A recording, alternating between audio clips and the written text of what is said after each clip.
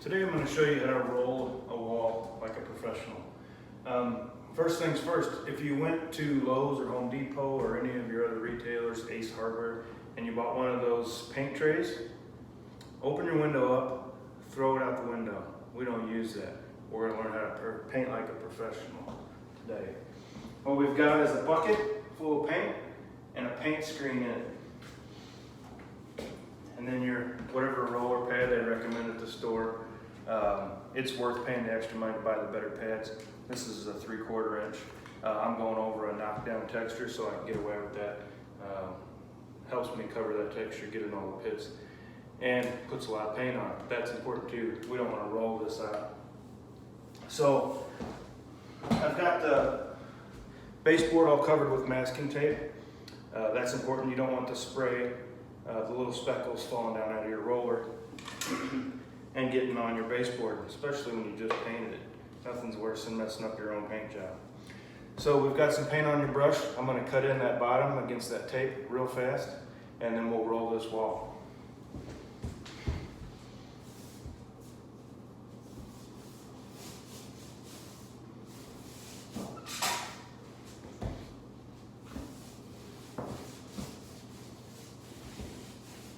When you're cutting it against your tape too, you don't want to leave a whole lot of mass, real thick coat of paint on that masking tape, because it will leach down under your tape, especially if you leave it on there for any amount of time.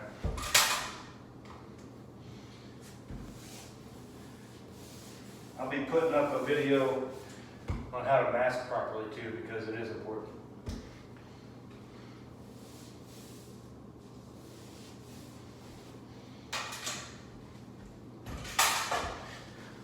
Okay, so now that we've got the whole wall cut in, we cut in the tops and around the door frames yesterday. We're going to show you how to roll it real fast. Now I've heard people say paint in a W, that way you get a nice even coat. I don't have time to worry about the alphabet and what my paint looks like. What I'm worried about as a professional is keeping a wet edge, and you should too. And use a paint pole. This is just going to exhaust you if you're just using your roller and your arms. It's too much work. This takes the work out of it. It takes a few minutes to get used to, but it's way worth it. So now we're going to go ahead and get some proper dippage on the roller.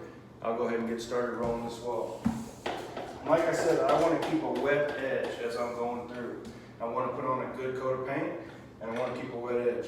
So I've got paint on my pad. Now I'm shaking it off a little bit, turning it as I shake. I want to make sure we don't drip it all on the floor. We've got drop cloths down. That's in case some paint hits the floor, not for all the paint we drop on the floor. We don't want to get any paint on the floor. We want to go from floor to ceiling. That'll make it easier to keep that wet edge. Normally about a roller and a half width, and I'm dipping again. These are 9-foot walls, and that works out about perfect.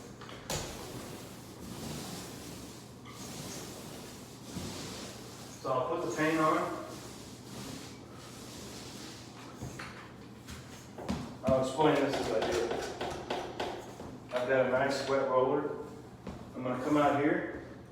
I'm going to put the paint on a little bit past my wet edge. Roll all the way to the ceiling, and now I'm going to take all this paint, I'm going to roll it back into what I've already done. Put a moderate amount of pressure. You've got to get the feel for how much pressure you need to put on the roller. What we're going to need to focus on is not rolling your roller out until it's dry.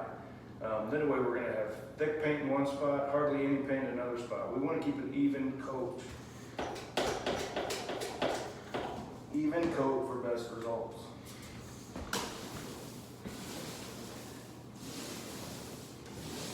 We don't want to hit the ceiling. And just because we've got the baseboard covered with masking tape, we don't want to roll down onto the masking tape. We want to hold it up about an inch or so. That if we hit the roller onto the masking tape, it'll just leach down behind that. We're trying to keep from doing that.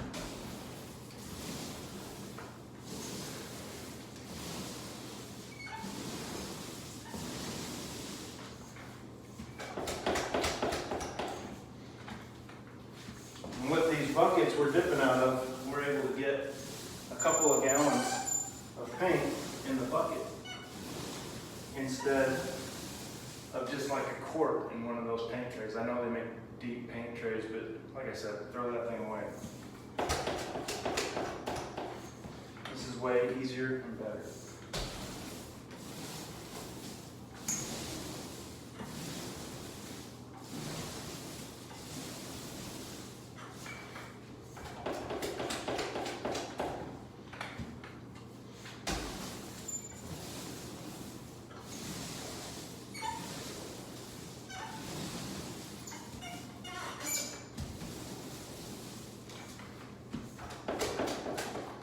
Always keep an eye on what you've done. Make sure you don't leave any skippers or holidays up towards the top.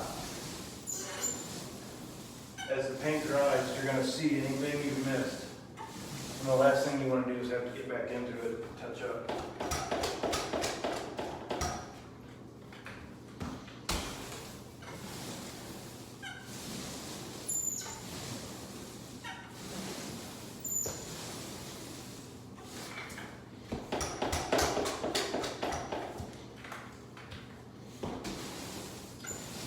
Also keep in mind that if you do drip paint on your drop cloths,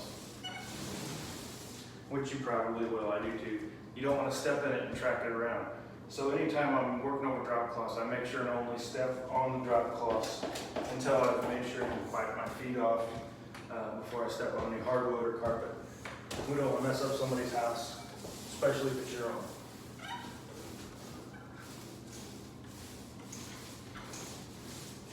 Matter of fact, especially if you got to pay to repaint it or fix the floors, that's even worse.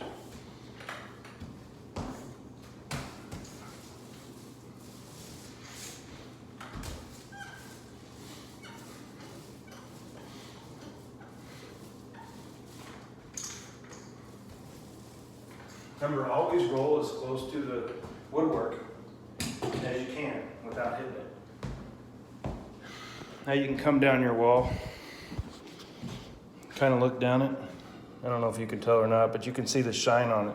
That'll also help you see if you've missed any areas. So anyway, just a few tips. Like I said, this whole video is just over 7 minutes. It only took about 3 or 4 to roll that wall. And that's all it should take. Roll out a whole room in 45 minutes if you're slow. Should be less than a half an hour. So anyway, there you go. Like and subscribe to these, hit the little bell, make sure it notifies you whenever I post a new video up. Anyway, thank you very much, and I'll talk to you later.